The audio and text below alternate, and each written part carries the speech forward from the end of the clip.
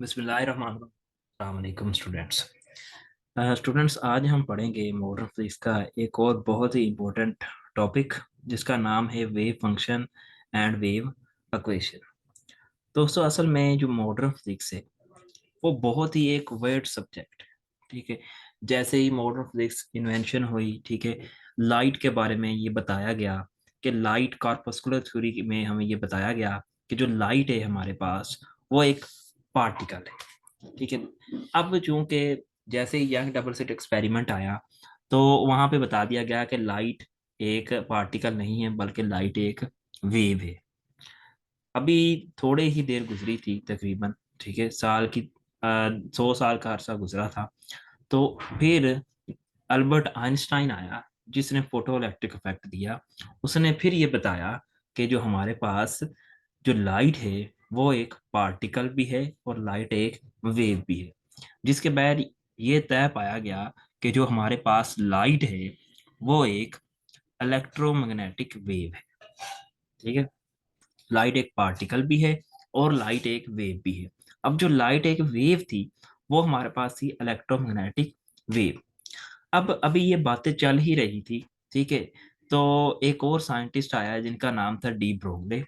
D ब्रोगले ने एक hypothesis दिया। उसने हमें ये बताया कि अगर लाइट हमारे पास, ठीक है, एक पार्टिकल नेचर रखता है तो यकीनन हमारे पास जो पार्टिकल है वो एक लाइट की तरह की नेचर रखेगा।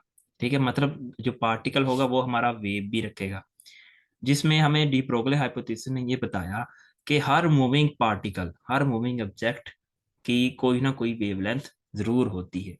ठीक है, ये हमें डी ब्रोगले ने एक हाइपोथेसिस दिया। अब जैसे ही डी ब्रोगले ने ये हाइपोथेसिस दिया तो वेव के बारे में, यानी कि जो इलेक्ट्रॉन्स, उन्होंने बताया डी ब्रोगली ने कि जो इलेक्ट्रॉन्स है वो मूव करते हैं in the form of wave, in the shape of wave.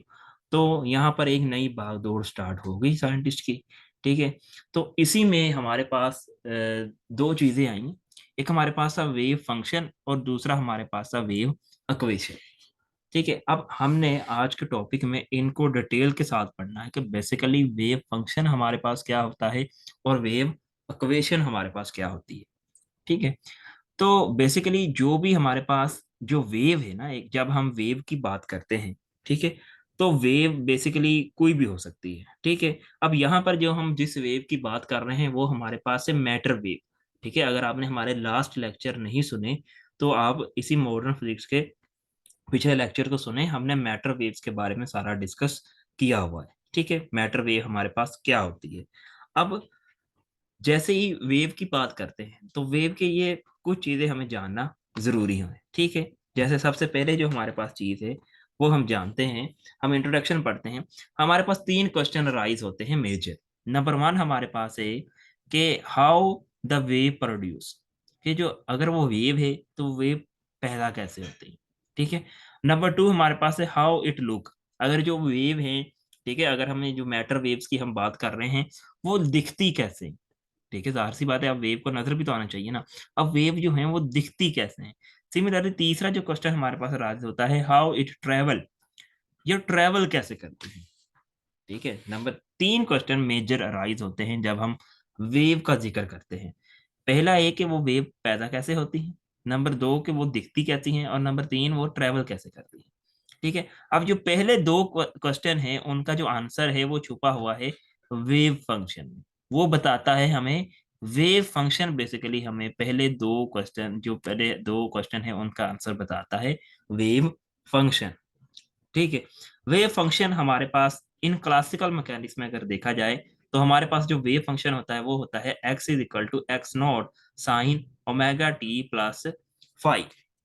ठीक है, अब इसमें ये जो हमारे पास एक्स नॉट है, ठीक है, ये हमें बताता है उसकी पोजीशन। ठीक है, कि ये पैदा हाउ वेव प्रोड्यूस, और sign omega t plus five हमें बताता है हाउ इट लुक। ये साइनोसाइडल वेव्स में, यानी कि ये हमारे पास वेव्स मौजूद होती है इन क्लासिकल मैकेनिक्स। अब जैसे ही इन मॉडर्न फिजिक्स में हम आते हैं, इलेक्ट्रॉन्स की बात करते हैं कि इलेक्ट्रॉन्स जो ट्रेवल करते हैं वो वेव्स की शक्ल में करते हैं, तो उनके लिए जो हमारे पास वेव फंक्शन होता है वो हमारे पास होता है psi into r and t, ये इसके कोऑर्डिनेट्स है। ठीक है। आर कोऑर्डिनेट्स हमारे पास हैं जो एक्स वाई जी कोऑर्डिनेट्स है, और टी हमारे पास है टाइम कोऑर्डिनेट्स है। ठीक है। सिमिलरली जो तीसरा क्वेश्चन है, हाउ इट ट्रेवल, ठीक है, ये वेव ट्रेवल कैसे करती है, ये हमें बताता है वेव इक्वेशन। ये हमें कौन सी चीज बताती है, वेव इक्वेशन। ठीक है, ये हमारे पास वेव इक्वेशन होती है, हम इसको डिटेल के साथ पढ़ेंगे वेव इक्वेशन को। ये हमारे पास वेव इक्वेशन होती है जो श्रोडिंगर वेव इक्वेशन कहलाती है। ठीक है। अब हम जान लेते हैं थोड़ा सा वेव फंक्शन को, हम डिटेल के साथ पढ़ने की कोशिश करते हैं। वेव फंक्शन से पढ़ने से पहले, ठीक है, हमारे पास जो वेव फंक्शन है, एक बार आपने याद रखनी है, अगर वेव फंक्शन है, अगर हम इसका स्क्वायर कर देंगे, वेव फंक्शन का अगर हम स्क्वायर कर देंगे, तो ये हमारे पास आ जाएगी probability of finding the particle at that point. कि हमारे पास बेसिकली हम इलेक्ट्रॉन्स का सही से बता नहीं सकते कि इस पोजीशन पर इलेक्ट्रॉन हमारे पास वाक़या है, लेकिन हम उसकी प्रोबेबिलिटी बता देते हैं कि इतने से लेकर इतनी पोजीशन पर के दरमियान इलेक्ट्रॉन हमारे पास मौजूद हो सकता है। और इसको हम कहते थे बोर्न इंटरप्रिटेशन। इसको हम क्या कहते थे, बोर्न इंटरप्रिटेशन। ठीक है। अब हमारे पास जो नेक्स्ट है वेव फंक्शन। अब हम वेव फंक्शन को डिटेल के साथ पढ़ते हैं। पहले आपको थोड़ा सा एक इंट्रोडक्शन दिया था कि बेसिकली वेव फंक्शन हमारे पास क्या होता है। ठीक है। अब wave function is a fundamental concept in quantum mechanics and plays a central role in the calculation of various physical properties of the quantum systems such as energy levels, transition probability and the spin। अब हमारे पास जो wave function है वो fundamental concept है quantum mechanics में। ठीक है। जो हमें डिफरेंट फिजिकल प्रॉपर्टीज को कैलकुलेट करने में मदद देता है, क्वांटम मैकेनिक्स की डिफरेंट फिजिकल प्रॉपर्टीज को मेजर करने में मदद देता है, जिसमें सबसे पहले है एनर्जी लेवल्स। ये हमें एनर्जी लेवल्स के बारे में बताता है, ट्रांजिशन प्रोबेबिलिटीज के बारे में बताता है, और उसकी स्पिन के बारे में बताता है। However, it is important to note that wave function does not have physical interpretation। इसकी कोई फिजिकल इंटरप्रिटेशन नहीं होती, ये जस्ट एक मैथमेटिकल टूल होता है। ये हमारे पास क्या होता है, जस्ट एक मैथमेटिकल टूल होता है, and it is only a mathematical tool to describe the behaviour of the quantum system. ये एक मैथमेटिकल टूल है जो हमें क्वांटम सिस्टम का बिहेवियर को डिस्क्राइब करता है। ठीक है। नेक्स्ट हमारे पास है वेव फंक्शन को ही हम आगे कंटिन्यू करते हैं।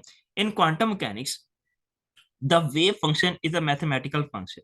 ये मैंने आपको पहले भी बताया कि वेव फंक्शन, अभी लास्ट टाइम हमने अभी पढ़ा है कि वेव फंक्शन हमारे पास क्या है, एक मैथमेटिकल फंक्शन है that describe the quantum state of the particle और सिस्टम ऑफ द पार्टिकल। जो हमें क्या बताता है, उसकी क्वांटम स्टेट के बारे में बताता है।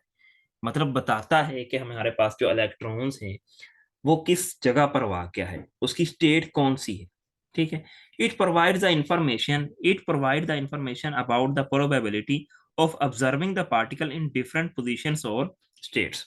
ये भी वही बात है। ठीक है, कि ये हमें प्रोबेबिलिटी, जो मैंने आपको पहले बताया कि ये हमें डिफरेंट स्टेट्स में, डिफरेंट पोजीशन में एक पार्टिकल है, पार्टिकल हम इलेक्ट्रॉन समझ लेते हैं क्योंकि ज्यादातर इलेक्ट्रॉन को ही डिस्कस करते हैं हम।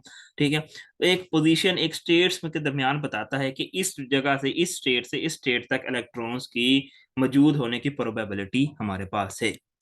अब द वेव फंक्शन को रिप्रेजेंट करते हैं हम साई फंक्शन के साथ। ठीक है, पी एस आई, पी इसमें साइलेंट है, साई फंक्शन के साथ हम रिप्रेजेंट करते हैं, and is a complex function. और ये कॉम्प्लेक्स फंक्शन होता है that depends on the coordinates, जो कि कोऑर्डिनेट्स पर मुश्तमिल होता है। ठीक है, ऑफ द पार्टिकल, जो कि एक्स वाई जी हैं, जो शुरू में मैंने आपको बताया भी है, और टाइम कोऑर्डिनेट्स के में मुश्तमिल होता है। ठीक है, डिपेंड्स करता है। अब हमारे पास है इसकी कुछ एप्लीकेशंस जान लेते हैं कि वेव फंक्शन बेसिकली उसकी मेजर एप्लीकेशंस कौन कौन सी हैं। वेव फंक्शन है मैनी प्रैक्टिकल एप्लीकेशन। इसकी बहुत सारी प्रैक्टिकल एप्लीकेशन है फिजिक्स में एंड इंजीनियरिंग में। For example they are used to model the behaviour of the electrons. ये मैंने वही बात जो मैंने आपको, ये कहाँ पर ज्यादातर यूज होता है, ठीक है, बिहेवियर ऑफ द इलेक्ट्रॉन्स, ठीक है, उसको डिस्क्राइब करने में यूज होता है in semi conductors and design electronic devices. और इंजीनियरिंग में कहाँ पर यूज होता है, इलेक्ट्रॉनिक डिवाइसेस को डिजाइन करने में ये यूज होता है, like transistor and diodes. They are also used in chemistry to study the molecular structure and reactivity, and in material science to understand the properties of the material at the atomic scale. In addition, wave functions are essential for understanding the behavior of particles in high energy physics experiments। ये यहाँ यहाँ पर हमारे पास जो wave function है वो use होता है। अब हम बात करते हैं वेव इक्वेशन की। ठीक है, वेव इक्वेशन बेसिकली हमें बताता है कि हमारे पास जो हमने कहा जो मैटर वेव्स है हम, ठीक है, वो ट्रेवल करती हैं, वो ट्रेवल किस तरह करती हैं वो हमें बताता है wave equation. The wave equation in quantum mechanics is a mathematical expression that describes the time evolution of the quantum state in space and time। ठीक है, अब it is known as Schrödinger equation, named after the Austrian physicist Erwin Schrödinger who first proposed it in 1926। अब 1926 में एक scientist आया जिसका नाम था एरवन श्रोडिंगर। उसने एक इक्वेशन दी। उसने कहा कि ये हमारे पास जो इक्वेशन है, ठीक है, ये मैथमेटिकल एक्सप्रेशन है जो कि हमारा, ठीक है, क्वांटम स्टेट्स में टाइम एवोल्यूशन को डिस्क्राइब करता है। क्वांटम स्टेट्स में टाइम एवोल्यूशन को डिस्क्राइब करता है, स्पेस एंड टाइम। ठीक है, ये हमारे पास जो इक्वेशन है ये हमारे पास कहलाती है श्रोडिंगर इक्वेशन, या इसका दूसरा नाम है वेव इक्वेशन। वेव इक्वेशन या श्रोडिंगर इक्वेशन एक ही बात है। The Schrodinger equation is the fundamental equation in quantum mechanics. ये एक फंडामेंटल इक्वेशन है क्वांटम मैकेनिक्स में। Provides a way to calculate the behavior of particles on a microscopic scale, जो कि हमारे पास प्रोवाइड करती है, हमें बताती है, जो कि पार्टिकल्स के बिहेवियर को बताती है इन माइक्रोस्कोपिक स्केल में। ठीक है, its solution yield the wave function that describe the probability distribution of the position, momentum and other properties of the particle। इसका जो सोल्यूशन है वो हमें बेसिकली वेव फंक्शन का, ठीक है, जो हमारे पास सोल्यूशन है वो हमें वेव फंक्शन की प्रोबेबिलिटी के बारे में बताता है कि ठीक है, कि किस तरह डिस्ट्रीब्यूट हुआ है, उसकी पोजीशन कहाँ पर है, उसका मोमेंटम क्या है एंड उसकी अदर प्रॉपर्टीज के वो डिस्क्राइब करता है। ठीक है, अब हमारे पास जो श्रोडिंगर इक्वेशन थी वो हमारे पास इक्वेशन क्या आती। According to principle of the quantum mechanics the wave function of a particle evolves over time is deterministic matter governed by Schrödinger equation which is equal to minus h cut square divided by 2m del square psi plus v psi is equal to iota h cut delta psi by delta t। ये हमारे पास जो equation है ये हमारे पास equation कहलाती है Schrodinger equation कहलाती है। ठीक है, अब ये तीन चार तरह की होती हैं जिसमें टाइम इंडिपेंडेंट श्रोडिंगर इक्वेशन है और टाइम डिपेंडेंट श्रोडिंगर इक्वेशन है। ठीक है, फॉर जनरेट फंक्शन के लिए और डी जनरेट फंक्शन के लिए, जो कि हम नेक्स्ट पढ़ेंगे इसी इंशाल्लाह अपने आने वाली क्लासेस में। ठीक है, तो अगर हम इसका स्क्वायर कर दें, ठीक है, ये वही बात है कि अगर हम वेव फंक्शन का स्क्वायर कर दें तो ये हमें प्रोबेबिलिटी बताता है, जो कि मैं आपको पहले भी बता चुका हूँ, जिसे हमने बोर्न अप्रोक्सीमेशन कहा है। ठीक है, तो अगर आपको हमारे श्रोडिंगर इक्वेशन के बारे में जानना है, ठीक है, आने वाले हम लेक्चर में आप इंतजार कीजिएगा और उसके लिए आप हमारे चैनल को सब्सक्राइब कर लें। ठीक है, ताकि आपको आने वाली नई नई वीडियो, ठीक है, आपको मिलती रहे। मेरा ये दावा है कि जैसे मैं आपको नोट्स प्रोवाइड करता हूँ इस तरह कोई भी और टॉपिक आपको नोट्स प्रोवाइड नहीं करेगा। ठीक है, तो इसलिए हमारे चैनल को सब्सक्राइब करें, लाइक करें, ठीक है, वीडियो को और शेयर ज़्यादा से ज़्यादा करें। ठीक है, ताकि दूसरे स्टूडेंट्स भी इससे फ़ायदा हासिल कर सकें। खुदा हाफिज़, अल्लाह हाफिज़।